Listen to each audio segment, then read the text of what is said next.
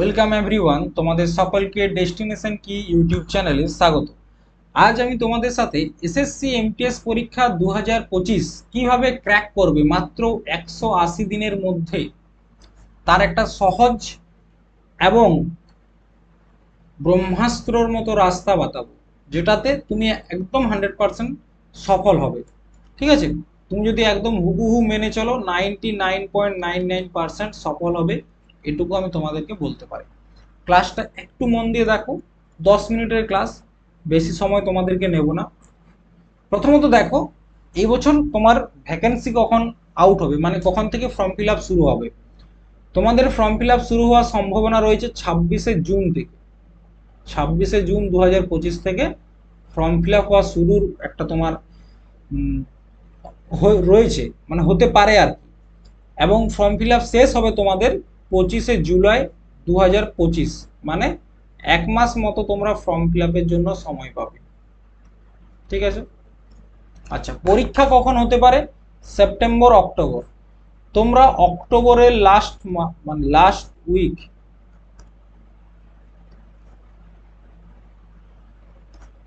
তখন কিন্তু তোমাদের পরীক্ষা হবে। শেষ সপ্তাহে তোমাদের পরীক্ষা হবে, এটুকু আমি তোমাদেরকে বলতে পারি। মানে এখন তোমাদের হাতে মোটামুটি 6 মাস সময় রয়েছে, মোটামুটি 6 মাস, 180 ডেজ। এই 180 দিনে তোমরা কিভাবে প্রস্তুতি নেবে এবং কি করলে তোমরা সহজেই এসএসসি এমটিএস পরীক্ষা ক্র্যাক করতে পারবে, সেটা নিয়ে আলোচনা করব। দেখো, এই পরীক্ষা ফর্ম ফিল আপ করার জন্য যে খুব বেশি কোয়ালিফিকেশন প্রয়োজন তা কিন্তু নয়। মাধ্যমিক পাস হলেই তুমি অ্যাপ্লাই করতে পারবে এবং পরীক্ষায় পাস করলে চাকরিও করতে পারবে। ঠিক আছে, এগুলো নিয়ে কোনো চাপ নেই।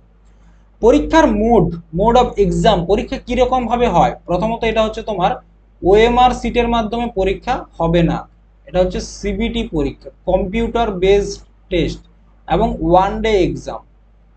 মানে একবার তুমি পরীক্ষা দেবে, যদি ক্র্যাক করতে পারো তাহলেই চাকরি। ওয়ান ডে এক্সাম, ঠিক আছে। এটা দুটো সেশনে পরীক্ষা হয়, একটাকে বলা হচ্ছে সেশন 1 আর একটা হচ্ছে সেশন 2, যেটা তোমার একসাথেই পরীক্ষা হবে। হ্যাঁ, প্রথম সেশনে থাকে তোমার ম্যাথ এবং রিজনিং, এই দুটো হচ্ছে কোয়ালিফাইড নেচার। ঠিক আছে, এটার উপর ভিত্তি করে তোমাদের কোন রকম মেরিট লিস্ট তৈরি হবে না, এবং এটাতে তোমাদের কি স্কোর হলো সেটার সাথে তোমাদের চাকরি পাবে কিনা তার কোনো ঠিক নেই। কিন্তু সেশন 2, যেখানে জিকে এবং ইংলিশ রয়েছে, এই দুটো খুব গুরুত্বপূর্ণ, কারণ এই দুটোর উপরই ঠিক করবে যে তুমি চাকরি পাবে কিনা। প্রথমত দেখো, প্রথম সেশন ম্যাথ এবং রিজনিং থেকে 20টা করে প্রশ্ন আসবে। প্রত্যেকটা প্রশ্নের 3 নাম্বার করে মার্ক থাকবে। ঠিক আছে, টোটাল 120 নাম্বারের পরীক্ষা, এবং তার জন্য সময় পাবে 45 মিনিট। এখানে একটা ভালো দিক হচ্ছে কোনো রকম নেগেটিভ মার্কিং নাই, কোনো রকম নেগেটিভ মার্কিং নেই। কিন্তু এটাতে ভালো নাম্বার পেলেই যে তুমি চাকরিটা পাবে তার কোনো মানে নেই, কারণ এটার স্কোর তোমাদের কোনো ভ্যালু নেই। শুধুমাত্র যদি তোমরা এই সেশন 1-এ পাস করতে না পারো, তাহলে তোমাদের সেশন 2 এর খাতাটা চেক হবে না। এটুকুর জন্যই তোমাদের সেশন 1টা পাস করাটা গুরুত্বপূর্ণ। ঠিক আছে, জাস্ট পাসিং মার্ক। 8টার থেকে 10টা প্রশ্নের উত্তর, 40টার মধ্যে 8টার থেকে 10টা প্রশ্নের উত্তর দিলেই তোমরা পাস করে যাবে। ঠিক আছে, সেশন টু হচ্ছে যেটার উপর ভিত্তি করে তোমাদের মেরিট লিস্ট তৈরি হবে, যেটার উপর ভিত্তি করে তোমাদের র্যাঙ্ক তৈরি হবে, এবং যেটার উপর ভিত্তি করে তোমরা চাকরি পাবে। কে কে রয়েছে? জিকে আর ইংলিশ। তাহলে এসএসসি এমটিএস পরীক্ষায় প্রধান লোক কারা? সেটা হচ্ছে জিকে আর ইংলিশ। জিকের জন্য রয়েছে 25টা প্রশ্ন, 25 × 3 75 নাম্বার, এবং ইংলিশেও রয়েছে 3 75, টোটাল 150 নাম্বারের পরীক্ষা, সময় থাকবে 45 মিনিট। এখানে কিন্তু নেগেটিভ মার্কিং থাকবে, প্রত্যেকটার জন্য 1 নাম্বার করে নেগেটিভ মার্কিং থাকবে। এই জায়গাটা বুঝতে পেরেছো? তাহলে তোমাদেরকে সব থেকে বেশি মূল ফোকাসটা রাখতে হবে জিকে এবং ইংলিশের উপর। ঠিক আছে, যেহেতু আমরা জিকে নিয়ে আলোচনা করি, তাই আজকে প্রথমত আমরা দেখব জিকে সিলেবাস কি থাকবে এই বছর। প্রথমত আমরা 10th লেভেল পর্যন্ত যা যা পড়েছি সমস্ত কিছু এখানে আসবে, English, geography, math, history, polity. ঠিক আছে, history, geography, art and culture, civics, economics, general studies, environmental studies, সব মাধ্যমিক লেভেল পর্যন্ত। কারেন্ট অ্যাফেয়ার্স থেকে এখানে প্রশ্ন আসবে তোমার বেশিরভাগ শিফটে তোমার 3টার মতো প্রশ্ন আসে।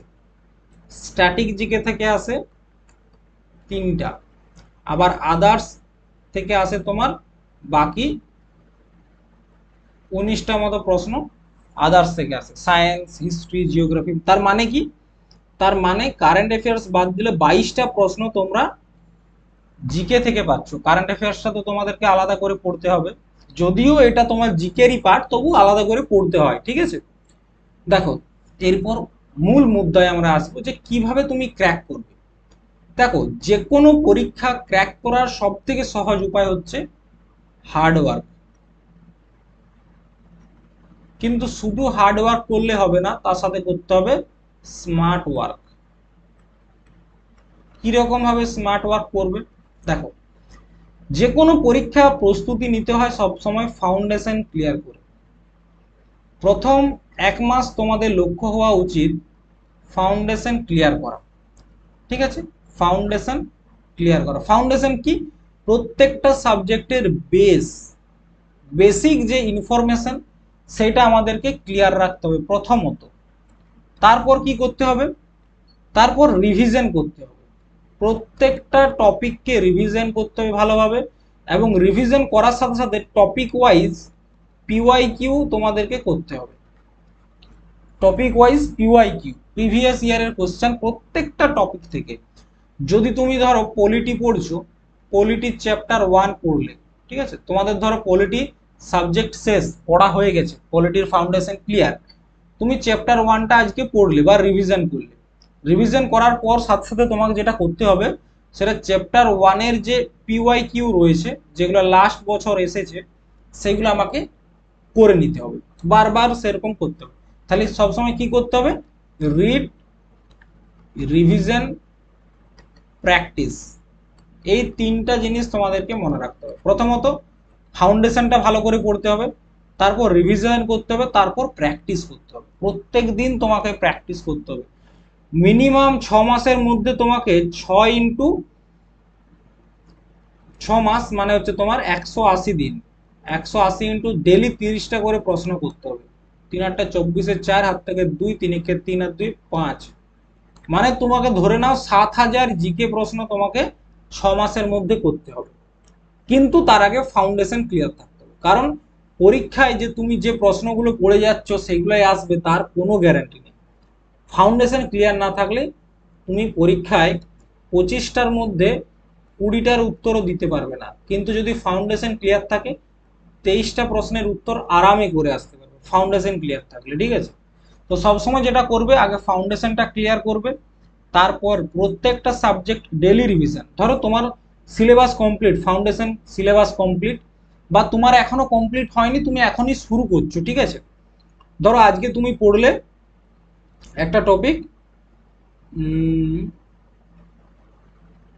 বৈদিক কালচার, হিস্ট্রির একটা টপিক পড়লে বৈদিক কালচার বা বৈদিক সংস্কৃতি, আজকে পড়লে।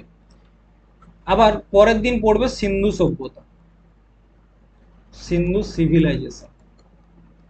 তো তোমার একজন মানে চাকরি প্রার্থী হয়ে তোমার যেটা কর্তব্য, সেটা হচ্ছে আজকে যখন এই বৈদিক কালচারটা পড়লে, এটা পড়ার পর কালকে যখন এই টপিকটা পড়বে তার আগে তোমাকে যেটা করতে হবে, এটাকে রিভাইজ করতে হবে, এবং এই রিভিশনটা হয়ে যাওয়ার পর এই টপিক থেকে কি কি এমসিকিউ এসেছে পিওয়াইকিউতে, প্রিভিয়াস ইয়ার কোশ্চেন পেপারে কি কি এমসিকিউ এসছে, সেইগুলোকে প্র্যাকটিস করতে হবে, ঠিক আছে? আর কি করতে হবে? আর দিতে হবে প্রচুর পরিমাণে মক, প্রচুর পরিমাণে মক দিতে হবে। এই সমস্ত কিছু তোমরা নিজেরা সেলফ স্টাডির মধ্যেও করতে পারবে, সেলফ স্টাডির মধ্যে করা উচিত, মানে করতে পারবে যদি তোমরা চাও যে হ্যাঁ আমি চাকরি পাবোই, নিজে পড়ে পাবো, করতে পারো। কিন্তু এখানে সফলতার চান্স হচ্ছে 10%, কারণ কিছু কিছু জায়গায় সত্যিই যারা এক্সপার্ট তাদের গাইডেন্স প্রয়োজন। তার জন্যই এত কোচিং ইন্ডাস্ট্রিতে এত স্টুডেন্ট অ্যাডমিশন নিচ্ছে। কেন নিচ্ছে? কারণ কিছুটা হলেও তারা প্রফিট পাচ্ছে, গাইডেন্স পাচ্ছে। যখনই তোমরা একটা সংস্থার মধ্যে পড়বে না, যখনই তোমরা কোনো একটা কোচিং সেন্টারে পড়বে, আমি বলছি না যে কোচিং তোমাদেরকে নিতেই হবে, তোমরা নিজেরাও পড়তে পারো, কিন্তু কোচিং সংস্থায় পড়লে তোমরা একটা ডিসিপ্লিনের মধ্যে চলবে। ধরো আমি যদি তোমাদেরকে পড়াই, তোমরা আমার কাছে ধরো আজকে বৈদিক কালচার পড়লে, ঠিক আছে, বৈদিক কালচার পড়লে, পরের দিন আমি হয়তো ইন্দাস ভ্যালি সিভিলাইজেশন পড়াবো। তো এই পড়ানোর আগে এই মাঝের যে গ্যাপটা, সেখানে তোমাকে আমরা কোশ্চেন অ্যান্সার প্র্যাকটিস করাবো, পিওয়াই কিউর প্র্যাকটিস সেট দেবো, মক টেস্ট হবে, তারপর পরবর্তী টপিকটা শুরু হবে, ঠিক আছে। তো এই যে ধরনের গাইডেন্স বা বিভিন্ন সময়ে বিভিন্ন ধরনের যে স্টাডি মেটেরিয়াল, কিছু কিছু থাকে ইউনিক স্টাডি মেটেরিয়াল, সেইগুলো পাবে। আর প্রচুর পরিমাণে পিওয়াই কিউ, মানে তোমাদেরকে প্রায় 2000+ পিওয়াই কিউ করতে হবে, এসএসসির প্রত্যেকটা পরীক্ষার পিওয়াই কিউ করতে হবে, তবে যাই এসএসসিতে যে কোনো পরীক্ষা তুমি ক্র্যাক করতে পারবে। দেখো, যাতে তোমাদের সুবিধা হয় তার জন্য একটা জিকে ফাউন্ডেশন ব্যাচ স্টার্ট করা হয়েছে, যার প্রাইস মিনিমাম 199 টাকা মান্থলি, প্রতি মাসে 199 টাকা করে লাগবে। এই ব্যাচটার ভ্যালু হচ্ছে 6 মাস।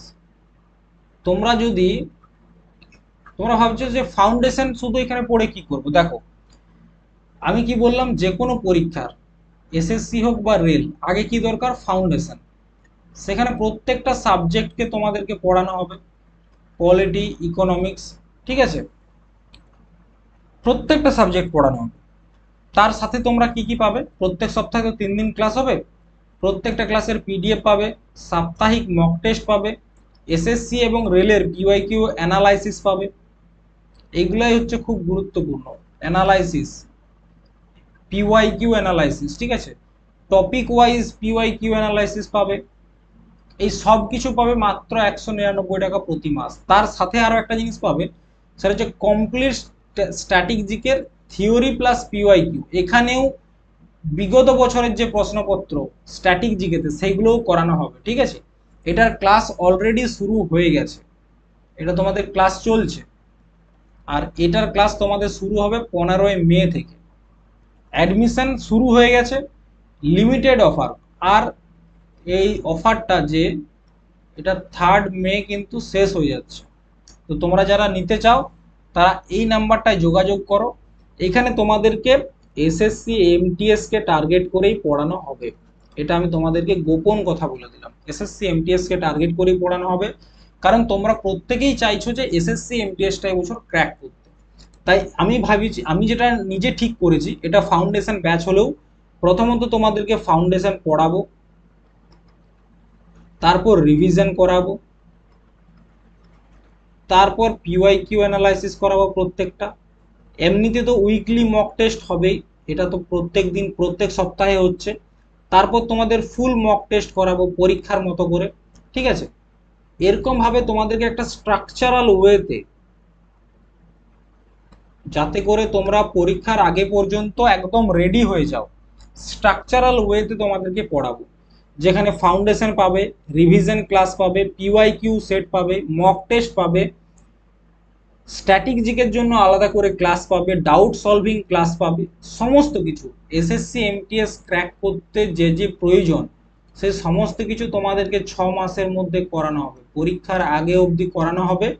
আর মাত্র মান্থলি ফিস হবে 199 টাকা, মানে তোমার মাত্র, যদি তুমি ধরো 200 টাকা করে, মাত্র 1200 টাকায় তোমার অল ক্লিয়ার। কিন্তু তোমরা যদি একটা ভালো ব্যাচ নিতে চাও বাংলা ইন্ডাস্ট্রিতে, 1500, 1700, তার নিচে কিন্তু কিচ্ছু নেই, ঠিক আছে। তার জন্য এটা একটা তোমার রিজনেবল প্রাইস, 199 টাকা অবশ্যই প্রয়োজন প্রত্যেকটা টিচারের জন্য, কারণ বহুত মেহনত লাগে, তোমরাও জানো। ফাউন্ডেশন পড়া মানে প্রত্যেকটা সাবজেক্টের কন্টেন্ট রেডি করা, পিওয়াইকিউ তোমাদেরকে অ্যানালাইসিস করে দেওয়া, সব কিছুর জন্য টাইম লাগে, ঠিক আছে, আর মেহনতও লাগে। তো সেক্ষেত্রে একটা মিনিমাম ফিজ অবশ্যই থাকবে 199 টাকা, তার নিচে করাটা সত্যি কথা বলতে সম্ভব নয় একজন মানুষের পক্ষে। এর নিচে করানোটা আমার পক্ষে সম্ভব নয়, নইলে আমি এর থেকেও নিচে করতাম, ঠিক আছে। এমনটা নয় যে আমি পয়সা কামানোর জন্য করছি। তোমাদেরকে যা যা করাবো বলছি, এগুলো করাতে গেলে না 199 টাকায় কিছুই হয় না, সত্যি কথা। ফাউন্ডেশন ব্যাচ, তারপর রিভিশন করানো, তারপর পিওয়াইকিউ অ্যানালাইসিস, শুধু একটা পরীক্ষার নয়, এসএসসির সমস্ত পরীক্ষা, রেলের সমস্ত পরীক্ষা, ঠিক আছে। পিওয়াইকিউ হয়ে যাওয়ার পরে প্রত্যেক সপ্তাহে মক টেস্ট তোমাদেরকে করানো, এটা হবে তোমাদের টপিক ওয়াইজ, ঠিক আছে, এটা টপিক ওয়াইজ হবে।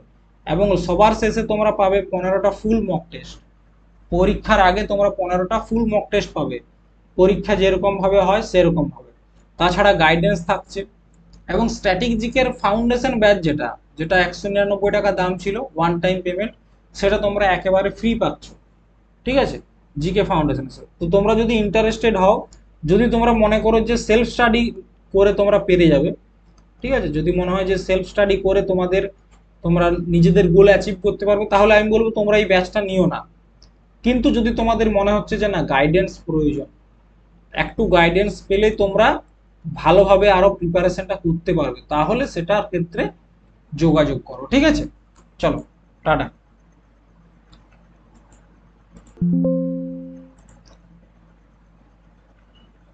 জয় হিন্দ।